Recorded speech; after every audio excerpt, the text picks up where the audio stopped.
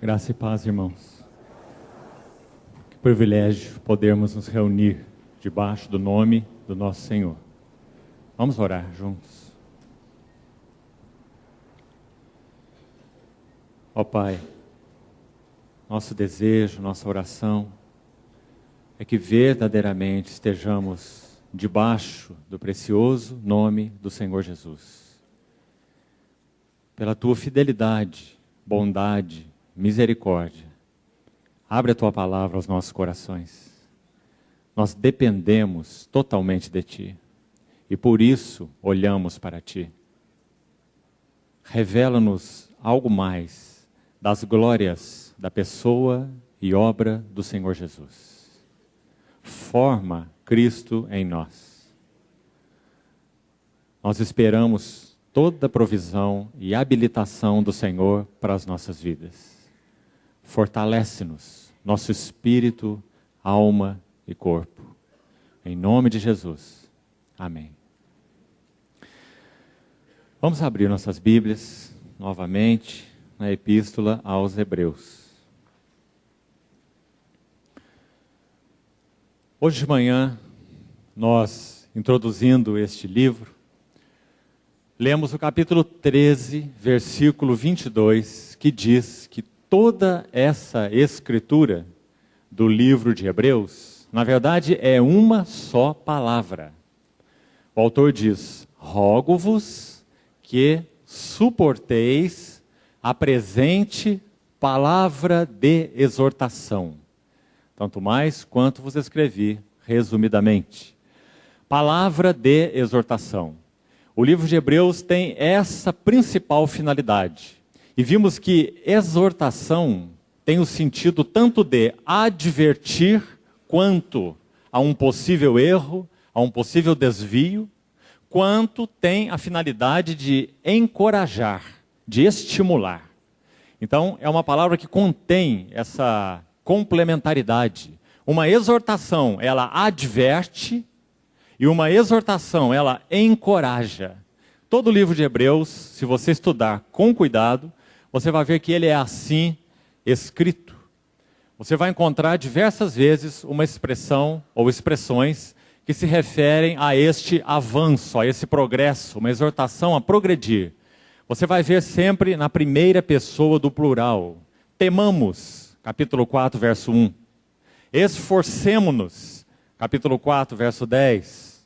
Deixemo-nos levar para o que é perfeito, capítulo 6. Corramos a carreira que nos está proposta, capítulo 12. Então, todo esse assunto da Epístola aos Hebreus é uma exortação na qual o autor humano desconhecido por nós, ele some de cena, ele não está identificado, nós não sabemos quem é o autor de Hebreus. Então sobressai-se a pessoa do Espírito Santo, dizendo: temamos, dizendo: corramos. Porque o Espírito de Deus veio habitar na igreja para que nós sejamos então estimulados e advertidos e possamos ser então encorajados a corrermos a carreira que nos está proposta. Por isso esse livro é tão especial para a igreja nesses nossos dias. Porque, irmãos, somos carentes de progresso. Não sei quanto a você, mas meu sentimento é que de muitas maneiras nós nos temos distraído do Senhor Jesus.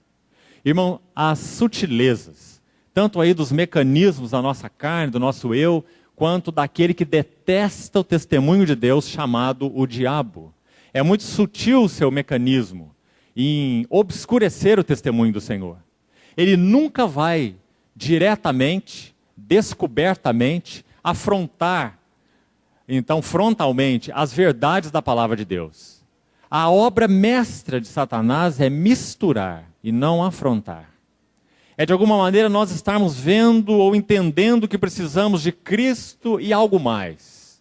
Você se lembra daquela carta aos Gálatas? Cristo foi suficiente para a vossa justificação, mas Ele não é suficiente para a vossa santificação. Então Paulo escreve: vocês começaram no Espírito e estão se aperfeiçoando na carne. Aos Colossenses a mesma coisa. Vocês estão voltando àquele cerimonialismo: não coma isso, não toque aquilo, guarda esse dia, circuncide. Começaram no Espírito e estão se aperfeiçoando na carne. E se você estudar o livro de Hebreus, você vai ver que a exortação, a palavra de exortação, que todo o livro de Hebreus, então, é uma única palavra, ela é focada exatamente nesse assunto. Que Cristo, que a revelação de Cristo, que a pessoa e obra de Cristo são completamente suficientes, tanto para a nossa justificação, quanto para a nossa santificação, para que nós possamos entrar em toda a plenitude do que Deus designou para nós na pessoa de Cristo. Então falamos de manhã que, se no Egito aquele sangue do Cordeiro Pascal foi derramado, e aquele sangue é, obviamente, uma figura do sangue do nosso Redentor, do sangue de Cristo, também a terra de Canaã tipifica Cristo. Paulo, em Efésios 3, diz que ele pregava o evangelho das insondáveis riquezas de Cristo. Então essa é a realidade espiritual do que Canaã tipificava. Então, veja que nós somos, olhando de novo a tipologia do Velho Testamento, nós vamos de Cristo, o sangue derramado lá no Egito, para Cristo, a terra de Canaã. De Cristo para Cristo. Porque qual é a nossa herança? Como você entende o que Paulo diz em Filipenses? Eu considero tudo como perda, por causa da sublimidade do conhecimento de Cristo Jesus, o meu Senhor. Por amor do qual eu perdi todas as coisas e as considero como um refúgio, um lixo inútil, para ganhar a Cristo. Não parece algo incoerente? Se nós perguntássemos para o apóstolo Paulo, mas você já não ganhou a Cristo? O que ele responderia? Sim. O que mais que ele responderia? Ainda não plenamente. Então ele diz, para ganhar a Cristo e ser achado nele, não tendo justiça própria, etc, etc. Depois ele diz assim, para o conhecer. E de novo nós podíamos fazer a pergunta, Paulo, você não conhece Cristo? O que aconteceu naquela estrada de Damasco? Aquela visão tão central, que jogou aquele Saulo no chão, e ele ouviu aquela voz, trazendo para ele a clareza de quem era o Jesus de Nazaré. Era Jeová encarnado. E quem era a igreja? Era o corpo de Cristo. Foi o que Paulo viu ali naquela tremenda visão. Então será que ele já não conhece a Cristo? Sim. Mas em Filipenses 3 ele diz, eu prossigo para o conhecer. E o poder da sua ressurreição, e a comunhão dos seus sofrimentos, conformando-me com ele na sua morte, para de algum modo alcançar a ressurreição dos mortos. Aí ele diz assim, não que eu tenha já obtido a perfeição. Se lembra? Mas eu prossigo para o alvo, esquecendo-me das coisas que para trás ficam. Irmão, se Cristo não é esse alvo todo abrangente, sabe o que acontece conosco? Nós somos saudosistas. Nós olhamos lá para a nossa experiência do passado, para aquele Cristo que, quem sabe, um dia nos satisfez, mas que hoje nem tanto. Aquele povo, quando caminhou no deserto, em um dado momento, comendo aquele maná, que é uma figura de Cristo, ele mesmo diz, vossos pais comeram aquele maná, aquele pão que desceu do céu, e morreram. Eu sou o verdadeiro pão. Ele próprio disse que aquele maná era uma figura dele. Mas chegou um dado momento, que aquele povo que foi redimido, figura nossa, da igreja, pelo sangue do Cordeiro, lá no Egito, liberto, passou pelo mar, foi para o deserto peregrinar. Chegou um momento que aquele povo disse assim, a nossa alma tem fastio deste pão vil. Irmão, aquele pão era uma figura de Cristo. Porque o desejo de Deus não é apenas nos libertar de, mas o desejo de Deus é nos libertar para. De e para. Ele nos liberta de em um ato instantâneo. Naquela noite, à meia-noite, aquele anjo destruidor passou e eles foram libertos e salvos por aquele sangue que estava do lado de fora da porta. Porque o sangue é em primeiro lugar para Deus. Comeram a carne do cordeiro e prepararam para aquela jornada de peregrinação. Mas, irmãos, o desejo de Deus não era apenas libertá-los de, era libertá-los para. E como Deus iria cumprir a libertação para? Você já pensou nisso? A libertação de, ele cumpriu pelo sangue do Cordeiro. A libertação para, ele iria cumprir pelo maná do céu, tipológica e figuradamente. Na medida que eles fossem sendo mudados na dieta, assim como na vida biológica nós somos o que nós comemos, assim na vida espiritual. Nós somos o que comemos. Então eles seriam mudados por aquele pão do céu, pelo maná. Nossa dieta espiritual é Cristo, para que o nosso caráter possa ser mudado. De glória em glória, na sua própria imagem. Você compreende que esse é o propósito de Deus? Você vê que isso não toca apenas uma regeneração no passado, mas isso toca uma salvação da alma, uma santificação no presente.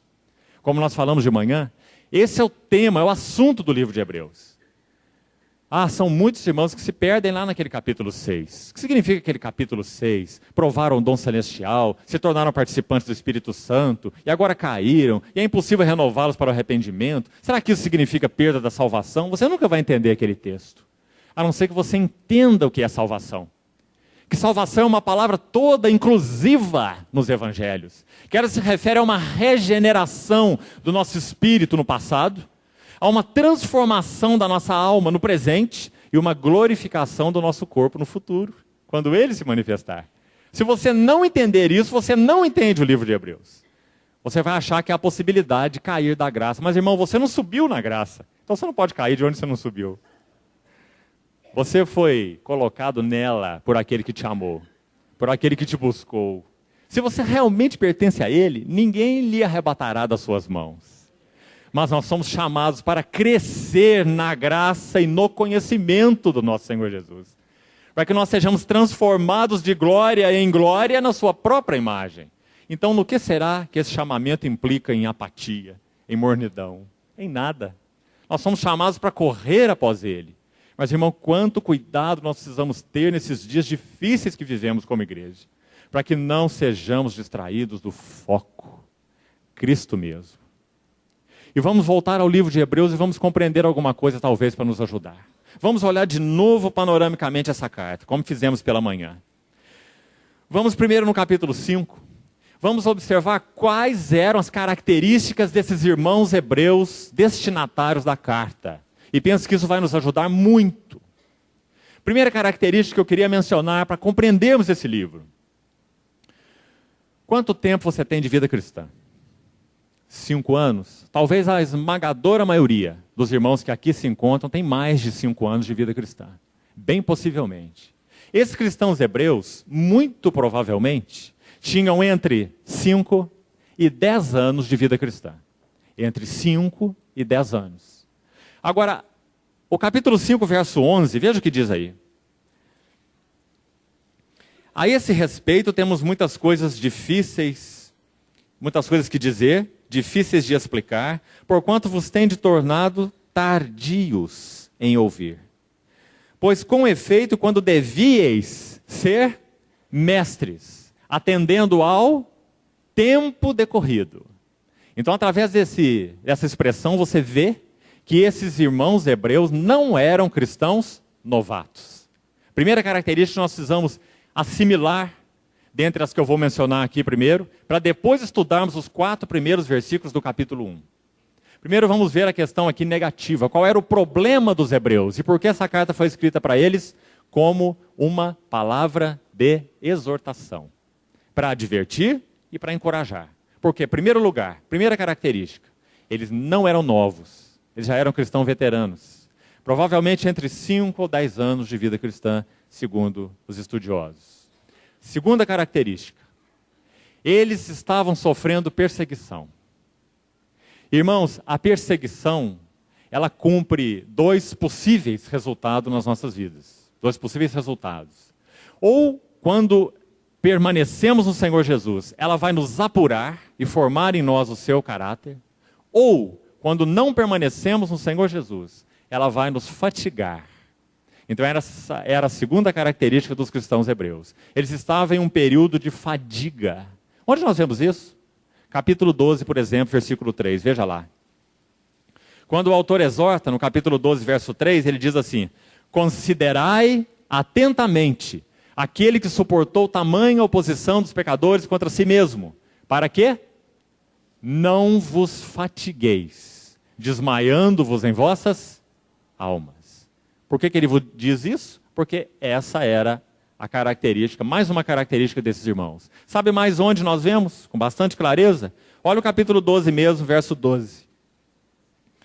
Por isso, restabelecei as mãos descaídas. Veja que não há nenhuma hipótese aqui. Não é? Há uma exortação muito positiva nesse sentido. Porque o autor conhecia os seus destinatários. Então ele diz, restabeleçam as mãos descaídas. Sabe qual é o sentido? um lutador de boxe que abaixa a sua guarda. Imagine ele entrar no ringue contra um adversário e abaixar a sua guarda. Ele não vai durar um segundo, não é? Esse é o sentido da palavra aí. Restabelecei a guarda abaixada, as mãos descaídas. E o que mais diz o texto? E os joelhos trôpegos. O sentido aí é aquela pessoa tão fraquinha que ela não consegue ficar de pé. Ela tenta ficar de pé e um joelho bate no outro. Joelhos trôpegos ou vacilantes. Era a situação dos hebreus. Eles estavam cansados, fatigados. Mais algumas características, quando nós vamos entrando numa perda de foco de Cristo. E por isso é importante tocarmos nessas características para que o Espírito de Deus nos ajude a examinarmos a nós mesmos. E depois estudarmos qual é o remédio para esses cristãos veteranos cansados, como era o caso dos hebreus. Mais uma característica, olha o capítulo 6. Capítulo 6, verso 9, diz assim: Quanto a vós outros, ó amados, estamos, todavia, persuadidos de coisas que são melhores e pertencentes à salvação, ainda que falamos dessa maneira. Porque Deus não é injusto para ficar esquecido do vosso trabalho e do amor que evidenciastes para com seu nome, pois servistes e ainda servis aos santos. Sabe qual uma outra característica de cristãos veteranos cansados por terem perdido o foco de Cristo? Questionamento do caráter de Deus. Especialmente nos momentos de aflição, de perseguição. Será que Deus é justo? Será que isso está acontecendo comigo é justo? Paralelamente a esse questionamento, Hebreus capítulo 12. Será que Deus me ama? Eu acho que não. Acho que Ele ama aquele irmão, ama aquela irmã, ama aquele outro irmão, mas a mim, Ele tem me tratado muito severamente. Então, capítulo 12, verso 4 em diante, ele diz assim: se vocês não estivessem sendo corrigidos, é que vocês deveriam ter dúvidas. Se vocês são realmente filhos, se não são bastardos. Porque o Senhor corrige a quem ama. E açoita a todo que recebe por filho. Pois que filho há a quem o pai não corrige? Por que você acha que o autor escreveu isso? Porque essa é uma dúvida frequente. Será que ele me ama? Será que eu sou um cristão de segunda classe? Terceira classe? Quarta classe? Não é? Deus não é injusto. Deus não me ama. Veteranos, cansados, mãos descaídas, joelhos trôpegos. Se você ler o capítulo 10, já citei, mas só que para você tenha o texto, capítulo 10, verso 32 em diante, você vai ver o autor lembrando a mente deles os dias passados. Lembrai-vos, porém, dos dias anteriores, veja só, em que depois que fostes iluminados, sustentastes grande luta e sofrimento, e olha, a partir do verso 33 em diante, a vida desses irmãos hebreus. Não eram irmãos quaisquer, não. Eram irmãos de fidelidade, irmãos de perseverança. Aí diz que eles suportaram até o espólio dos seus bens, tendo ciência de que eles próprios tinham um patrimônio em Deus superior e durável. É o que está escrito aí no seu texto. Então o autor vai terminar esse capítulo 10 dizendo assim: então, irmãos, não retrocedam. Hoje de manhã também nós falamos isso. Não há como paralisar na vida cristã, irmão. Não há como estagnar. Ou nós estamos avançando, ou se paramos de avançar, nós estamos necessariamente regredindo. Então o capítulo 10 termina assim: se retroceder, nele não se compraz a minha alma. É o Senhor nos falando. Não é? Mas nós não somos daqueles que retrocedem para a perdição. Somos, entretanto, da fé para a conservação da alma. E agora eu vou te dar uma dica importante aqui. Vou passar rapidamente por ela, para te ajudar no teu estudo.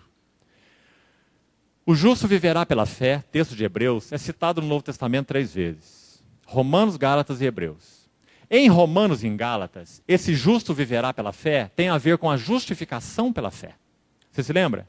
Romanos 1,17, Paulo diz assim: o justo viverá da fé. E Gálatas, a mesma coisa, o justo viverá da fé. Tanto Romanos quanto Gálatas se refere a esse ato pelo qual Deus nos justificou pela graça por meio da fé. Mas em Hebreus, esse texto também é citado, olha aí no capítulo 10, versículo 38. Todavia o meu justo viverá pela fé, mais uma vez. E no contexto de Hebreus não tem nada a ver com justificação. Tem a ver com santificação. Então significa esse justo viverá pela fé, que não apenas ele será justificado pela fé, mas que ele irá avançar e correr e ser santificado no que concerne a sua carreira cristã, também pela fé. Como? Conhecendo cada vez algo mais das glórias da pessoa e obra de Cristo. Então, irmão, quão importante é você compreender isso. Não fé apenas para justificação, mas fé para a carreira, para o correr, para a santificação. Na medida em que vamos vendo cada vez mais desembaçadamente a Cristo, mais essa pessoa que é vista por revelação, ela vai sendo formada, entretecida em nós. Você percebe isso? Irmão, não te entristece você ser nascido de novo, mas ter uma mente velha? Não te entristece você ser nascido de novo, mas ter uma vontade não quebrada? Não te entristece você ser nascido de novo, mas ter tão pouca capacidade de conviver na vida da igreja por causa do teu ego? Não te entristece? E você acha então que a salvação do Senhor não lidou com todos esses assuntos? Você vai encontrar textos na Bíblia que diz que na cruz do Senhor Jesus foi crucificado, primeiro, o nosso velho homem. Segundo, a carne. Terceiro, o mundo. João. Quarto, ele tratou com o diabo. Quinto, o pecado. Porque aquele que não conheceu o pecado, ele se fez pecado por nós. Então aquela obra da cruz incluiu uma tão grande salvação, como diz o livro de Hebreus. É por isso que a primeira exortação do livro, no capítulo 2, de 1 a 4, diz assim: como escaparemos nós, se negligenciarmos, não apenas uma salvação qualquer, e nem mesmo uma grande salvação, mas uma tão grande salvação. Porque ela atingiu todas as esferas do nosso ser. Nosso espírito foi regenerado pela palavra de Deus que vive e é permanente. Nossa alma está sendo salva, Romanos 5. Diz que se nós fomos reconciliados com Deus mediante a morte do seu Filho, muito mais, estando já reconciliados, nós seremos salvos pela sua vida. Você percebe? Então não é apenas uma salvação do espírito no passado, mas é uma salvação pela sua vida no presente. Porque sua vida é dada a nós, sua pessoa é revelada a nós. Irmãos, isso não é um processo intelectual, isso é um processo espiritual. Então, na medida que nós vamos vendo a Cristo e vendo a Cristo, a palavra de Deus é viva e eficaz, mais cortante que qualquer espada de 2 gumes, Hebreus 4:12. Sabe por que 2 gumes? Porque ela opera morte e ressurreição. Efésios 4. Porque a mesma palavra que nós ouvimos, ela vai nos despir do velho homem, ela vai renovar-nos no espírito do nosso entendimento, e ela vai nos revestir do novo homem. Esse é o processo de santificação. Como que ele ocorre? Pela ação da palavra de Deus. Por isso o capítulo 4 enfatiza. A palavra que é viva e eficaz, que sonda, que revela, que vai ao fundo. Por que Davi orou no final do Salmo 139? Sonda-me, ó Deus, e conhece o meu coração. Porque ele entendia esse processo.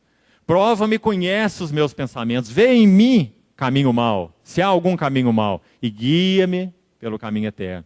Então a finalidade da palavra de Deus não é apenas regenerar o nosso espírito. A finalidade da palavra de Deus é tecer o caráter de Cristo em nós. Porque não há testemunho de Deus sem isso. Irmão, o Senhor, quando chamou os seus discípulos, ele fez um chamado definitivo ali. Por exemplo, no caso de Pedro, você já pensou? Quando ele encontrou Pedro a primeira vez, João capítulo 1. Ele olha para Pedro e ele traça o início ao fim daquela jornada, numa frase. André levou Pedro, até então não se chamava Pedro, chamava Simão. Sabe o que significa Simão?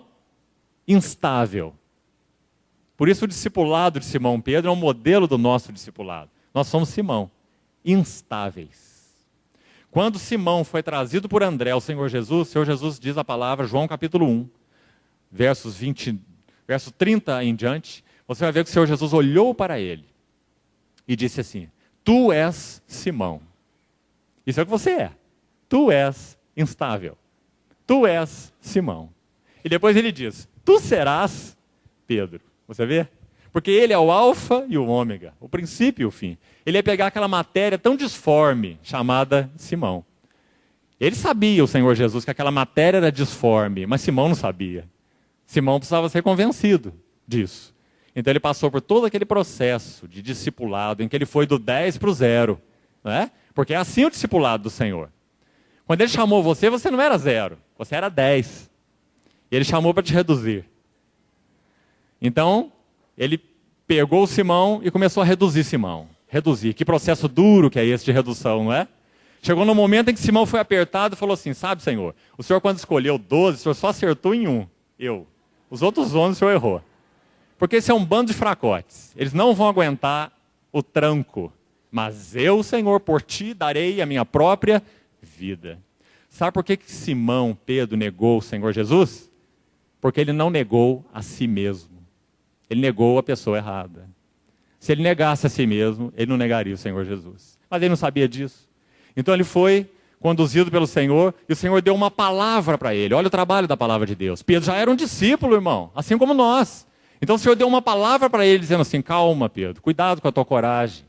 Porque antes que o galo cante, tu me negarás 3 vezes. Né? Mas ele pouco entendeu sobre isso. Mas ele guardou essa palavra, logos, no seu coração.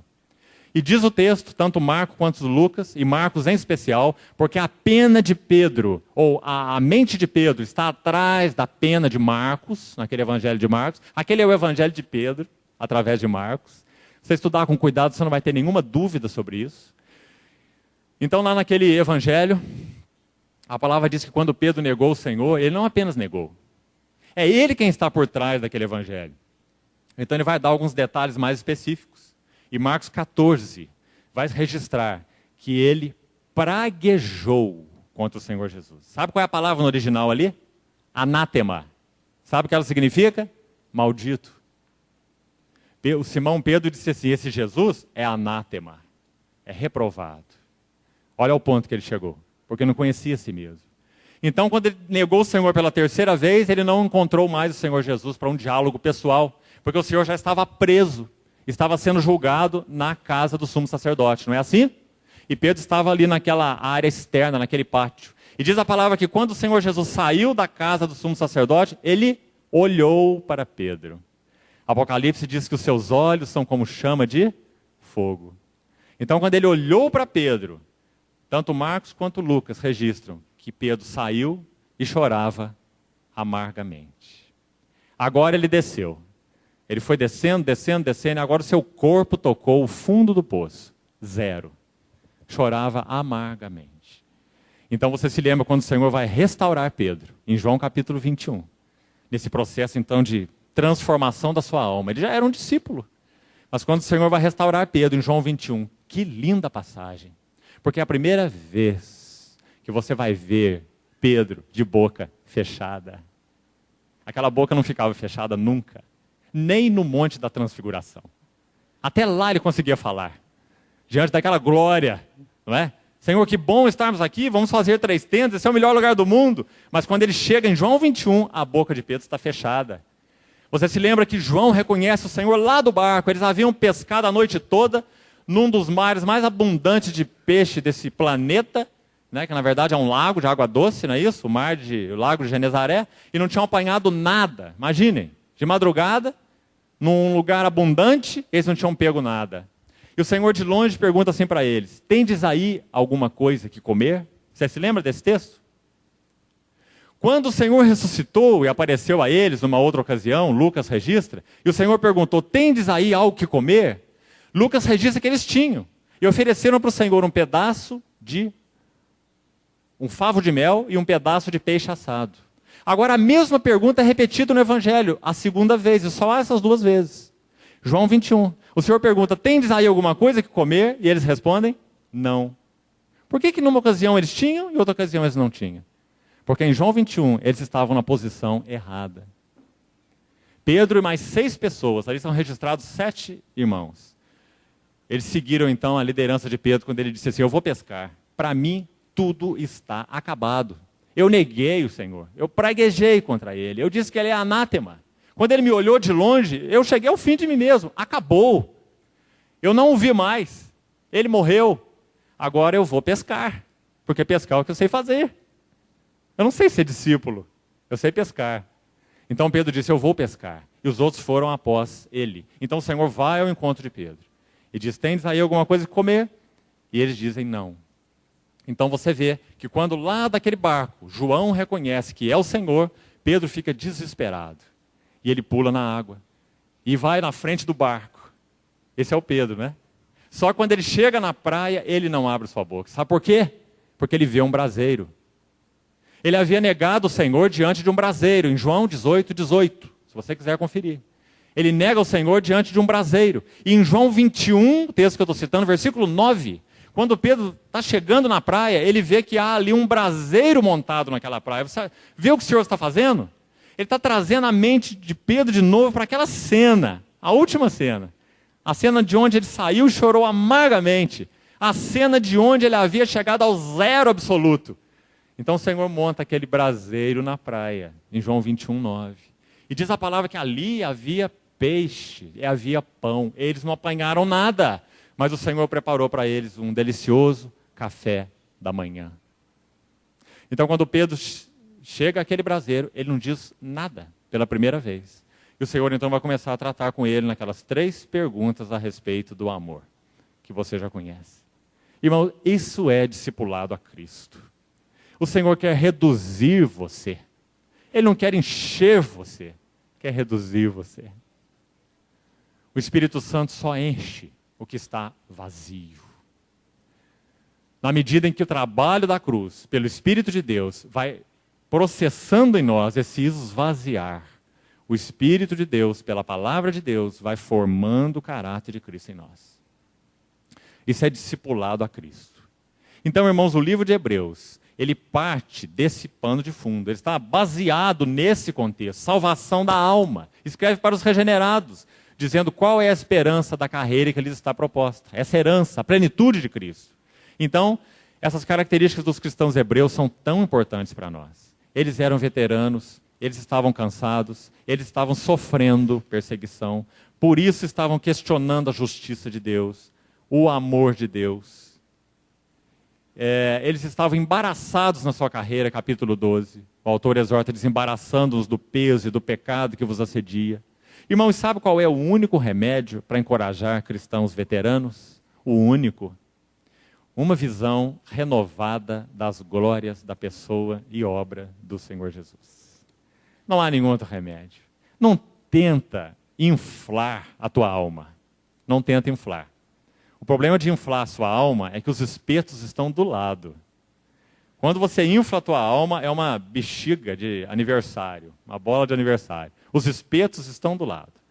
Quanto mais a bola incha, mais perto ela fica do espeto. E a hora que o espeto toca a bola, você não acha nem pedaço da borracha. Né?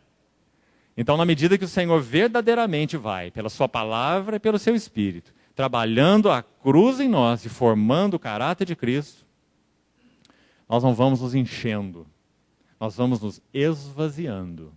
E o caráter do Senhor é visto de nós. Irmão, isso é testemunho.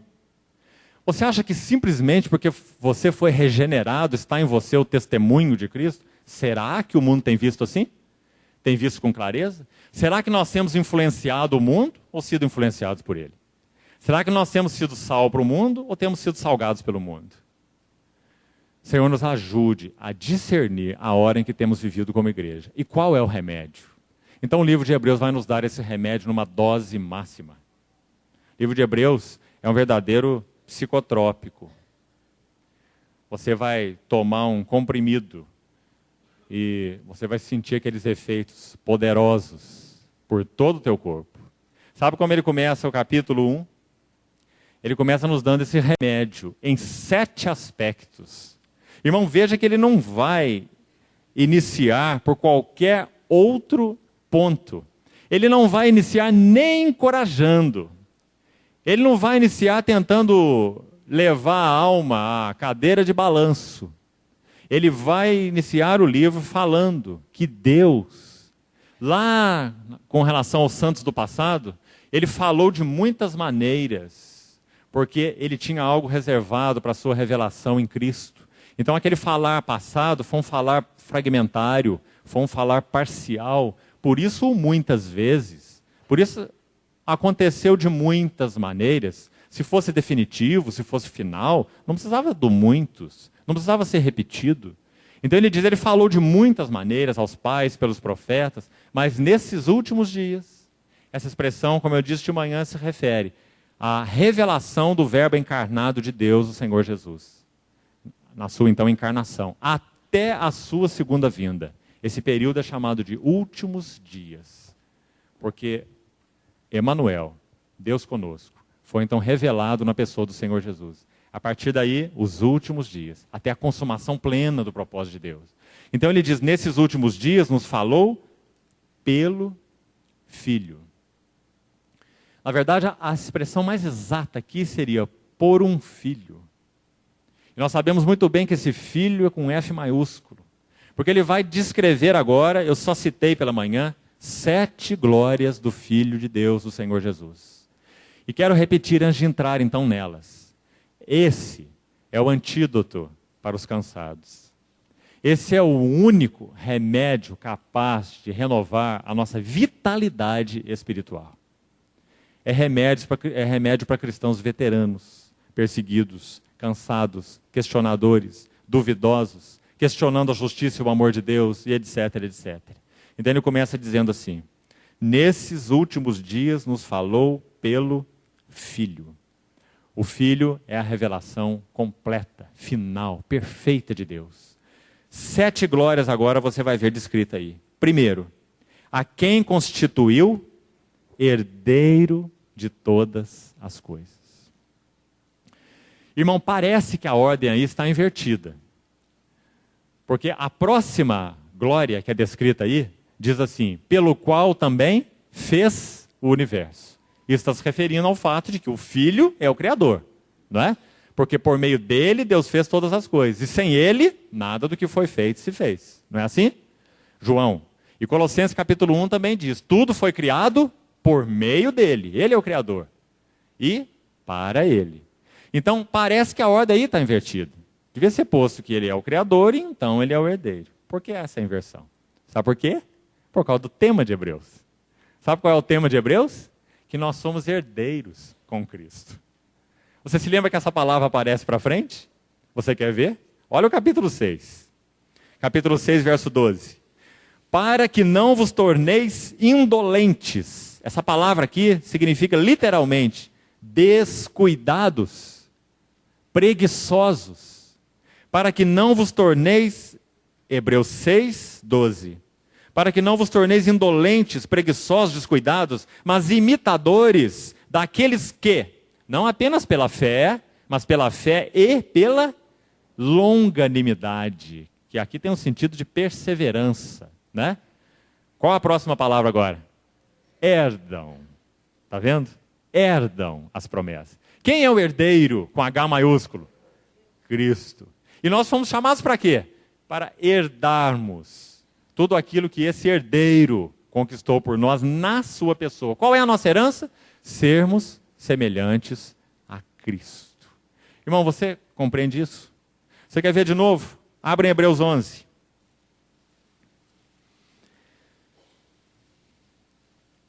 Hebreus 11, versículo 9. Pela fé peregrinou, se referindo a Abraão, na terra da promessa como em terra alheia, habitando em tendas com Isaque e Jacó. Quem eram eles? Herdeiros. Abra no capítulo 12. Capítulo 12, versículo 16. Nem haja algum impuro ou profano como foi Esaú, o qual por um repasto vendeu o seu direito de primogenitura. Pois sabeis que, posteriormente, querendo... Olha só. Olha a ideia da herança em Hebreus, você vê? Irmão, Isaque poderia deserdar Esaú. E foi isso que aconteceu. Mas Isaque não poderia desfilhar Esaú.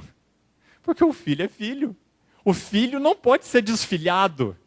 Mas o filho pode ser deserdado. Você compreende a diferença? Esse é o tema de Hebreus. Progresso. Por isso que ele diz, temamos. Sendo-nos deixada a promessa de entrar na herança de Deus, tipificada por Canaã, contexto de Hebreus 13 e Hebreus 4, suceda parecer que algum de nós tenha falhado. Falhado como? Porque a palavra que ouviram não lhes aproveitou. Porque não foi misturada, acompanhada com a fé naqueles que a ouviram. Você vê, irmão? Você vê que o risco não é você perder salvação? Você vê que o risco não é você ir para o inferno? Você já está justificado se você creu no Senhor Jesus, pela graça de Deus. Isso não vai mudar nunca. Mas você vê que você pode perder a herança. Sabe o que é a herança? A plenitude de Cristo. Efésios 4,13. Até que todos cheguemos. Você vê que é uma herança à frente de nós? Até que todos cheguemos à unidade da fé e do pleno conhecimento do Filho de Deus. A plena varonilidade. A medida da estatura da plenitude de Cristo. É um filho pequeno. Sendo amadurecido, então, para assumir aquela posição de herdeiro. Você lembra que Paulo argumenta da mesma forma em Gálatas? Ele fala assim, enquanto o herdeiro é menor, em nada difere de escravo. Mas é ele senhor de tudo. Mas é um senhor de tudo de 3 anos de idade. Ele não tem condição de se assenhorear de tudo. Embora seja senhor de tudo. Ele precisa passar por um processo de quê? De amadurecimento. Para que então ele se assenhoreie do que já é dele. Ele é filho. Mas enquanto o filho é menor, em nada difere de escravo. Quão importante essa palavra de Gálatas capítulo 4. Você vê por que em Romanos 8 ele diz a mesma coisa? Ele diz assim, se com ele sofrermos, nós somos herdeiros de Deus, a herança de novo, herdeiros de Deus, Romanos 8, e co-herdeiros com Cristo. Aí ele põe 2 pontos, ele vai explicar isso, co-herdeiros com Cristo. Aí ele diz, se com ele sofrermos, olha o se aí, se com ele sofrermos, para que também com ele sejamos glorificados. Herança não é compulsória. Herança é uma resposta à graça de Deus. Desenvolvei a vossa salvação com temor e tremor, porque Deus é quem efetua em vós tanto querer como realizar. Eu acho que já citei para os irmãos uma vez, mas por causa da relevância disso eu vou repetir. Você conhece um homem de Deus do passado, do século XVIII, chamado Jonathan Edwards. Você já ouviu falar nele? Escute a definição desse irmão sobre graça eficaz. Graça eficaz. Esse irmão diz assim, eu nunca vi nada mais equilibrado para definir a ação da graça eficaz, essa graça soberana, interagindo conosco como homens responsáveis. Então Jonathan Edwards fala assim, na graça eficaz, nós não somos meramente passivos. E nem Deus faz uma parte e nós fazemos o restante. Porque são os erros que cometemos, né? Deus vai até aqui, agora aqui sou eu. Não, não é assim que funciona. Aí ele diz assim, mas Deus faz tudo. E nós fazemos tudo. Porque é isso que Ele produz, as nossas obras. Deus é a única verdadeira fonte. E o único verdadeiro autor. Tudo começa com Ele, é Ele quem age. Única verdadeira fonte e o único verdadeiro autor. E ele continua assim, mas nós somos verdadeiros agentes. Não somos bonequinhos, marionetes. Somos verdadeiros agentes. E aí ele diz assim, somos em diferentes aspectos totalmente passivos e totalmente ativos. Você vê como a definição é paradoxal?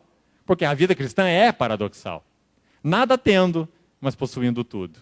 Entristecidos, mas sempre alegres. Pobres, mas enriquecendo a muitos. Então, meu irmão, não tente explicar, mas é assim que funciona. A graça de Deus interage conosco. E de alguma maneira, nós podemos sim colocar atravancos nessa caminhada. Senão não haveria sentido nenhuma exortação no Novo Testamento. Corramos a carreira, desembaraça de todo o peso e do pecado que tem nas mentes assedia. Desenvolve a tua salvação, faça morrer a sua natureza terrena. Baseado na tua força, no teu esforço? Não, mas porque fostes crucificados e ressuscitados juntamente com Cristo. Não é? Então isso foi feito, consumado, acabado, completado, não tem nada para ser acrescentado na gloriosa morte e ressurreição do Senhor Jesus, a obra do Calvário. Agora a graça de Deus vai nos habilitar para respondermos, mas de alguma maneira nós podemos nos endurecer. Hebreus 3 diz, exortai-vos mutuamente cada dia durante o tempo que se chama hoje, para que nenhum de vós seja endurecido pelo engano do pecado. Irmão, percebe? O Senhor vai consumar o seu propósito plenamente através da igreja? Vai, não tenha dúvida nenhuma sobre isso. Mas, irmão, de alguma maneira, nós fomos chamados para interagir. Porque o Senhor não está manipulando marionetes. Ele está tratando com almas, com vidas. Então o Senhor nos ajude a compreender isso com clareza. Não é uma santificação por obras. Somos santificados pela graça, da mesma maneira que fomos justificados. Mas esta graça levanta cooperadores. E esses cooperadores, de alguma maneira, respondem à graça, ou de alguma maneira, atrasam esse processo do trabalhar de Deus. Por resistência, por obstinação, por pecados não confessados, e etc, etc, etc. Por isso a exortação do livro de Hebreus. Então, quando o autor vai ao capítulo 1, voltando ao capítulo 1, ele inicia por aí, dizendo, ele, esse filho, é o herdeiro. Então ele coloca a nossa herança num fundamento muito sólido. É nosso, é nosso. De manhã nós falamos o que é um cristão. Um cristão é alguém que foi chamado para se tornar aquilo que ele já é. Você vê como a vida cristã é paradoxal? Nós já somos filhos, e nós seremos filhos. Filhos plenamente maduros. Há duas palavras no grego para se referir a essa questão. Aí na nossa tradução em português você não vai ter uma segunda opção e vai ficar então com falta de clareza. Mas lá em Romanos 8 você encontra as duas. Romanos 8, se não me engano, verso 15, que diz assim, o Espírito de Deus testifica com o nosso Espírito que nós somos o quê? Filhos de Deus. Sabe qual é a palavra? Teknon, que significa criancinhas. Nós nascemos de novo e somos criancinhas de Deus. O Espírito de Deus testifica que esse assunto está encerrado na nossa vida. Tá certo? Romanos capítulo 8, vamos localizar? Romanos capítulo 8, versículo 16.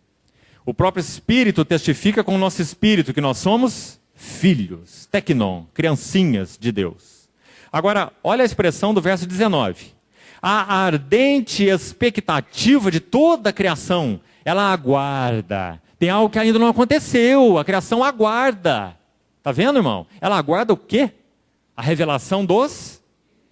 Não é teknon, não é criancinhas, não é recém-nascidos. É ruios, ruios, que no grego significa filhos adultos. Você vê?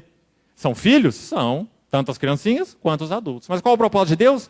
Que nós sejamos filhos adultos de Deus. A ardente expectativa da criação aguarda isso. Por quê? Porque pela igreja, a multiforme sabedoria de Deus se torna conhecida de principados e potestades nos lugares celestiais. Porque enquanto o filho é menor, em nada difere de escravo, mesmo sendo ele senhor de tudo. Você vê que a palavra de Deus nos chama para a maturidade. Hebreus 6, deixemos-nos levar para o que é perfeito. Progresso, avanço. Irmão, quão necessário compreendermos isso? Quão necessário. Como eu disse de manhã, se você não compreender, vai ficar um hiato na tua vida cristã. Você vai ver um salvador do passado e um salvador do futuro. Mas você não vai se relacionar com um salvador do presente que quer mudar você. Não quer deixar você com mente velha, com vontade obstinada, com sentimentos inconstantes, amando o que ele não ama, aborrecendo o que ele não aborrece. Ele quer mudar-nos na mente, na vontade, nos sentimentos, em tudo que há em nós. Isso a Bíblia chama de santificação. Formação do caráter de Cristo em nós. Em Gálatas 4, Paulo diz assim no verso 19, meus filhos, por quem eu de novo sofro as dores de parto. Para quê? Para que eles fossem tornados filhos? Não, porque ele chama eles de filhos. Meus filhos, eles já tinham nascido de novo pela pregação de Paulo. Meus filhos, Gálatas 4,19, por quem sofro de novo dores de parto, até que Cristo seja formado em vós. A palavra formado ali no original significa, até que Cristo lhes ocupe totalmente o ser. Que linda expressão. Lhes ocupe totalmente o ser. Então, irmãos, o Senhor Jesus é o herdeiro com H maiúsculo de Deus. Nós somos co-herdeiros com Cristo, se com Ele sofrermos, para que também com Ele sejamos glorificados. Ou seja, através desse processo do Espírito de Deus, aquele trabalho da cruz que nós já colocamos em outro encontro, outra conferência. O trabalho da cruz, a ação da palavra e a ação da providência. Os irmãos se lembram? A ação da palavra e a ação das circunstâncias, da providência. Ele vai trabalhando em nós o caráter de Cristo. E na medida em que isso vai sendo trabalhado, nós vamos entrando nessa herança que é o próprio Cristo. Cristo sendo formado em nós. Não é alguma coisa além de Cristo, é o próprio Cristo. Então, para concluir essa primeira glória descrita em Hebreus, voltando lá no capítulo 1, eu queria lembrar os irmãos de mais um aspecto. Esse do versículo 2 aí, nosso Senhor, o Filho, que é dito como sendo herdeiro de todas as coisas. Irmão, o Senhor Jesus é herdeiro por ser criador, em primeiro lugar. Ele é o criador e ele é o herdeiro. Ele tem direito sobre tudo que ele criou. Mas há uma situação muito especial aí que precisa ser vista. O Salmo 2 é citado no livro de Hebreus 2 vezes. No versículo 1, no capítulo 1, versículo 5, tu és meu filho, eu hoje te gerei. E é citado também no capítulo 5, versículo 5, tu és meu filho, eu hoje te gerei. Esse é o Salmo 2. Agora, se você for ao Salmo 2, você vai ver um detalhe ali que eu queria, então, que você observasse. Salmo 2, um salmo messiânico, que fala desse Cristo, né, ungido de Deus. Então, no capítulo 2, ou Salmo 2, verso 7 diz, proclamarei o decreto do Senhor. Ele me disse, tu és meu filho, eu hoje te gerei. Que você vai ler em Hebreus 1, 5 e em Hebreus 5, 5, 2 vezes. Agora veja aqui com cuidado. O que está escrito no verso 8? Pede-me, e eu te darei as nações por... Que lindo, irmão. Você está vendo o herdeiro de todas as coisas? Sabe de que forma? Você vai ver agora com mais exatidão. Abra Atos 13, 33. Você vai ver agora com exatidão. Sabe quando que o Senhor Jesus assumiu oficialmente a posição de herdeiro de todas as coisas? Sabe quando? Quando ele foi entronizado, depois de ressurreto. Você quer ver? Atos 13. Sabe qual versículo que é citado aqui? Salmo 2, o mesmo de Hebreus. Olha lá em Atos 13. Veja no verso 30. Mas Deus o ressuscitou, o querigma, a proclamação apostólica, tem a ressurreição como base, como fundamento, porque se Cristo não ressuscitou, é vã nossa fé. Ainda permanecemos nos nossos pecados, é vã nossa pregação. Então o cerne da pregação apostólica é ressurreição. Então no versículo 30 ele diz, Deus o ressuscitou dentre os mortos. Aí no verso 32, nós vos anunciamos o evangelho da promessa feita aos nossos pais. Presta atenção no verso 33 agora. Como Deus a cumpriu. Cumpriu o quê? A promessa. Plenamente a nós, através do evangelho. Né? A nós, seus filhos. Fazendo o quê? Como que Deus cumpriu a promessa? Ressuscitando. A Jesus. Veja, como também está escrito. Então não há autorização maior do que esse texto para interpretar o que o Salmo 2 quer dizer com tu és meu filho, eu hoje te gerei. Então hoje de manhã nós falamos que há um conceito bíblico maravilhoso sobre geração eterna. O filho eterno é o filho eterno do pai eterno gerado na eternidade. Não criado, mas gerado. Não é? Na trindade. Esse é um conceito. Mas não é esse que nós estamos abordando agora. O Senhor Jesus assumiu a posição oficial de herdeiro quando ele ressuscita dos mortos e quando ele é entronizado à destra do trono de Deus. Ele recebe aquele nome que está acima de todo nome, como diz Filipenses, para que ao seu nome se dobre todo o joelho. Esse é o herdeiro com H maiúsculo, herdeiro de todas as coisas. Aquele que em Apocalipse diz assim, eu tenho nas mãos as chaves da morte e do inferno. Então o capítulo 13 de Atos interpreta esse texto dizendo assim, ele ressuscitou a Jesus, como está escrito no Salmo 2. Tu és meu filho, eu hoje te gerei. E se você continuar lá o Salmo 2, a próxima frase imediatamente aí, posterior a essa, qual é? Pede-me e eu te darei as nações por tua herança. Porque, irmão, quando o verbo se fez carne, o Filho de Deus é de uma essência com Deus, indivisível. Quando ele se fez carne, ele assumiu uma natureza que antes ele não possuía. Qual é essa natureza? Humana. Com pecado ou sem pecado? Sem pecado. Hebreus 2,14. Porque os filhos participam de carne e sangue, destes, carne e sangue, igualmente, ele participou. Para que por sua morte destruísse aquele que tem o poder da morte, a saber, o diabo. Então, quando ele participa da natureza humana, na pessoa única daquele verbo encarnado, nós temos duas naturezas. Agora, o Filho de Deus, que é Deus, ele tem unida a ele, não fundida, não misturada, senão ele seria uma terceira pessoa, mas unida a ele uma segunda natureza, natureza humana. Duas naturezas, mas uma única personalidade, uma única pessoa. E com essa natureza ele entra na morte. E com essa mesma natureza ele sai da morte. Você vê a importância da ressurreição? Irmão, se ele não tivesse ressuscitado fisicamente, com o corpo que entrou na morte, se aquele corpo não saísse da morte, nós não teríamos nenhuma esperança de eterna redenção. Nenhuma. Por isso, quando ele saiu da morte, por exemplo, ele chamou Tomé e disse assim, vem cá tocar na minha mão, no meu lado e ver que sou eu mesmo. E por isso ele pediu para comer com seus discípulos, porque um espírito não come, mas um homem come. Então ele diz, um espírito não tem carne e nem ossos, como vedes que eu tenho.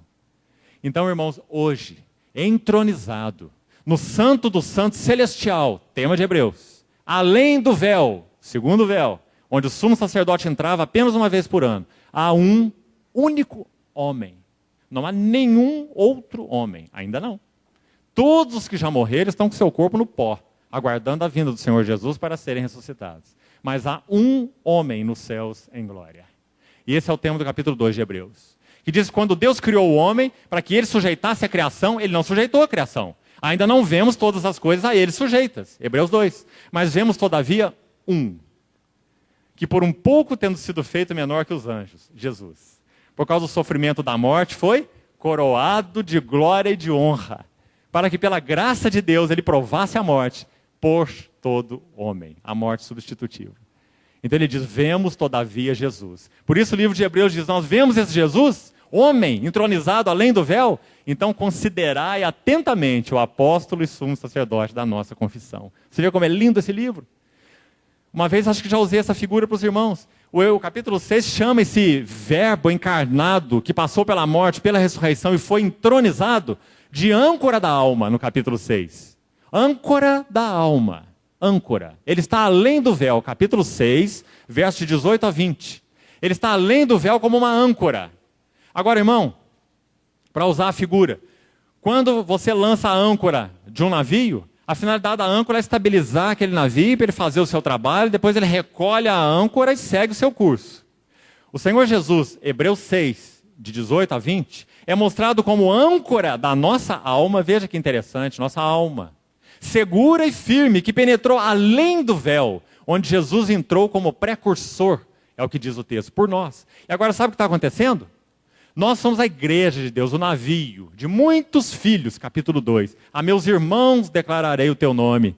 Cantar-te-ei louvores no meio da congregação. Eis aqui estou eu, Senhor Jesus diz, e os filhos que Deus me deu. Capítulo 2, não é? E ele está, capítulo 2, verso 10, conduzindo muitos filhos à glória. Então sabe o que está acontecendo? Não é o navio que recolhe a âncora, mas é a âncora que recolhe o navio. Ele é a âncora que está além do véu. E ele está conduzindo muitos filhos à glória. Transformados de glória em glória na sua própria imagem. Isso inclui nosso espírito que foi regenerado, nossa alma que está sendo transformada e nosso corpo que será glorificado. Filipenses diz que quando esse Senhor, essa âncora, se manifestar, ele vai transformar o nosso corpo de humilhação para ser igual ao corpo da sua glória. Segundo o poder que ele tem de subordinar a si todas as coisas. Final de Filipenses, capítulo 3. Então, irmãos, esse é o herdeiro de todas as coisas. Você vê? Toda a herança é nossa. A terra de Canaã é nossa. As riquezas insondáveis de Cristo. Qual deve ser o nosso apetite? Canaã. Cristo. As riquezas insondáveis de Cristo. Então é aí que o livro de Hebreus começa. Ele vai falar da nossa herança. Mas que herança nós teríamos se ele não é o herdeiro com H maiúsculo? O herdeiro de todas as coisas. Então aí ele prossegue. Nós vamos colocar só mais esse item hoje. Amanhã nós continuamos porque são 7. E nós ainda não saímos do primeiro. O segundo diz, pelo qual também fez o universo. E diz que esse que é o herdeiro é também o Criador. Ele é aquele que criou. Por meio dele foram criadas todas as coisas. Então aí no capítulo 1 ainda, ele vai dizer mais para frente, olha lá, no versículo 10, explicando essa expressão aí, pelo qual fez o universo. Capítulo 1, verso 10, citando textos lá do Velho Testamento, né, vários, desde lá do verso 5, tu és meu filho, eu lhe serei pai, e etc, etc, teu trono, ó Deus, é para todo sempre. Ele vai citando textos, e no verso 10 ele diz, ainda, e cita mais um, dizendo assim, no princípio, Senhor. Sabe quem é Senhor? É o Filho. É o Filho. Porque é ao Filho que ele está se referindo desde o verso 5. No princípio, Senhor, lançaste os fundamentos da terra. E os céus são obras das tuas mãos. Eles perecerão, tu, porém, permaneces. Linda frase, sabe por quê? Porque existe um hoje com H maiúsculo no livro de Hebreus. Você já notou isso? Um hoje com H maiúsculo no livro de Hebreus. Hoje, se ouvirdes a sua voz, não endureçais os vossos corações. Exortai-vos cada dia durante o tempo que se chama hoje com H maiúsculo. Sabe o que é esse hoje? Não é um dia. Esse hoje é uma pessoa. Nós já estamos nesse hoje de Deus. João 4. O Senhor conversando com aquela mulher samaritana diz assim, a hora vem e já chegou. Ele é a hora em que os verdadeiros adoradores adorarão o Pai, não em Jerusalém, nem no Monte Gerizim, nem aqui, nem lá, nem acolá. Mas os verdadeiros adoradores adorarão em espírito e em verdade. Porque Ele é esse hoje. Hebreus 13, 9 interpreta esse hoje, dizendo assim, Jesus Cristo é o mesmo ontem, hoje e o será eternamente. Então esse hoje com H maiúsculo em Hebreus se refere a uma pessoa. O hoje de Deus é o Senhor Jesus. Então, esse versículo 11 diz, eles perecerão, tu porém permaneces. Sim, todos eles envelhecerão qual vestido, qual manto os enrolarás, como vestidos serão mudados. Tu porém és o mesmo. Mesma coisa que ele diz aqui, ele diz no 13. Jesus Cristo é o mesmo, ontem, hoje, será para sempre. Começa e termina com esse mesmo. Tu porém és o mesmo, e os teus anos jamais terão fim.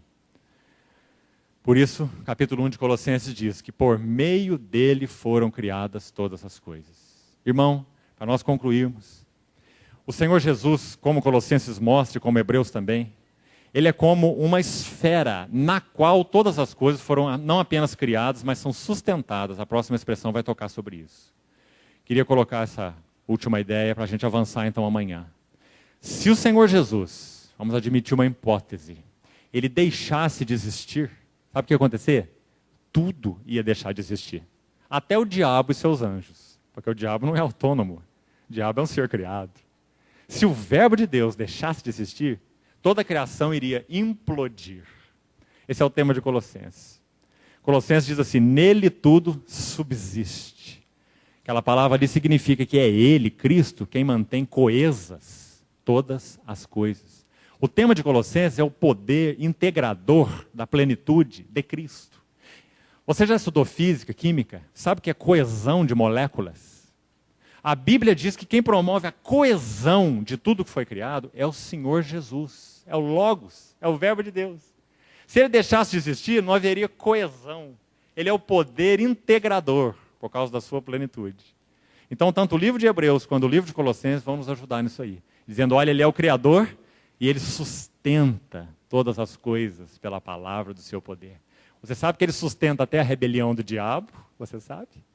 Porque todas as coisas irão redundar na sua glória. Todo joelho no céu, na terra e debaixo da terra se dobrará e confessará que Jesus Cristo é o Senhor. A rebelião de Satanás está de acordo com a vontade de Deus? Não. Ela afronta a vontade de Deus. Mas está sim debaixo do governo de Deus. Porque só há um soberano, um governante. Então, irmão, como nós podemos ser renovados na nossa vitalidade espiritual? Cristãos veteranos cansados. Não tente se animar. Não tente fazer o voto do domingo. Porque o voto do domingo é quebrado na segunda-feira pela manhã. Você precisa de uma visão renovada da glória daquele que te resgatou. O Senhor Jesus. O herdeiro de todas as coisas. O Criador do universo. E mais 5 coisas que são mostradas aí, que nós iremos continuar vendo amanhã. Considerai, pois, atentamente. Considerai a Ele. O apóstolo e sumo sacerdote da nossa confissão. Para quê? Para que nós não nos fatiguemos, desmaiando nas nossas almas. Irmãos, nós somos dele. E o propósito de Deus para nós é que sejamos plenamente dele. Para que Cristo seja formado em nós. Que necessidade a igreja tem tido de responder, de compreender em primeiro lugar e de responder a esse chamado de Deus. Não há monotonia aqui. não há passividade, não há lugar para mornidão. Nós somos uma obra inacabada de Deus. Ele enviou seu Espírito para completá-la. Quando Abraão envia aquele servo Eleazar, ou Eliezer, aquela terra da sua parentela para procurar uma esposa para o seu filho, você vai ver em Gênesis 16, que o texto diz assim, Eliezer falando sobre Isaac, que é uma figura de Cristo.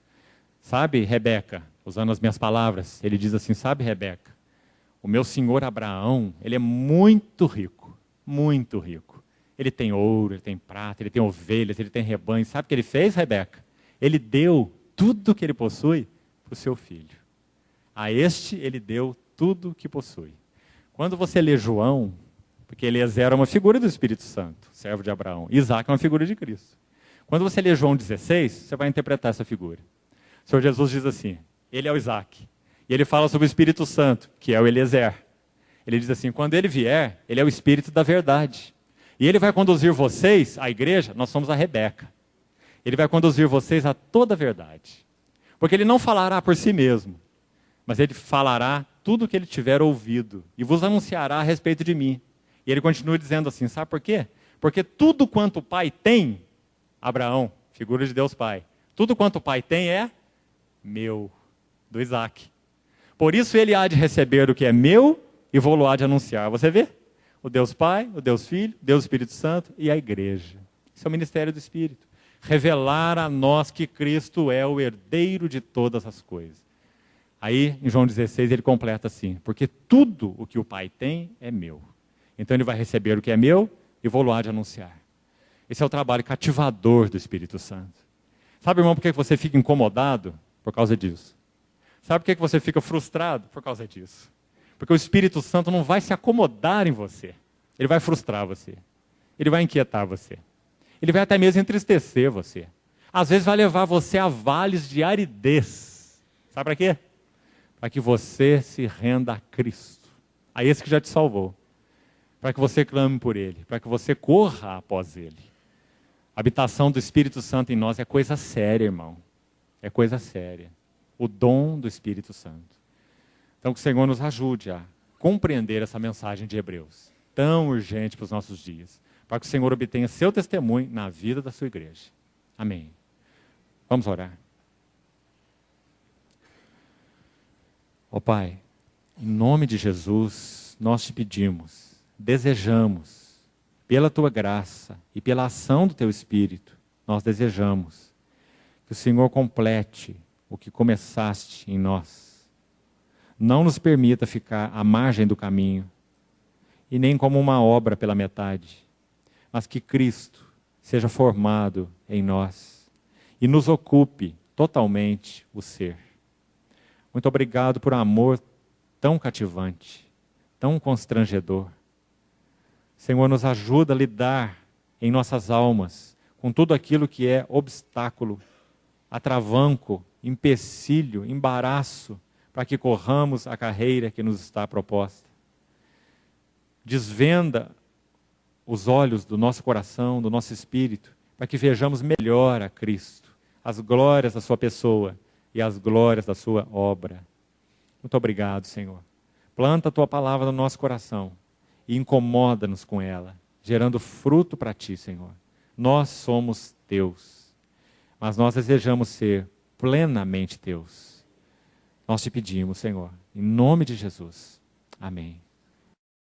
A mensagem que você acabou de assistir faz parte do Ministério de Comunicação Palavra da Cruz. Temos um grande acervo de estudos bíblicos em áudio e vídeo. Distribuímos também, gratuitamente, o jornal mensal Palavra da Cruz. Entre em contato conosco pelo fone fax 0 operadora 43 3322 3037 ou pelo e-mail com@palavradacruz.com.br. Visite-nos também pelo site www.palavradacruz.com.br.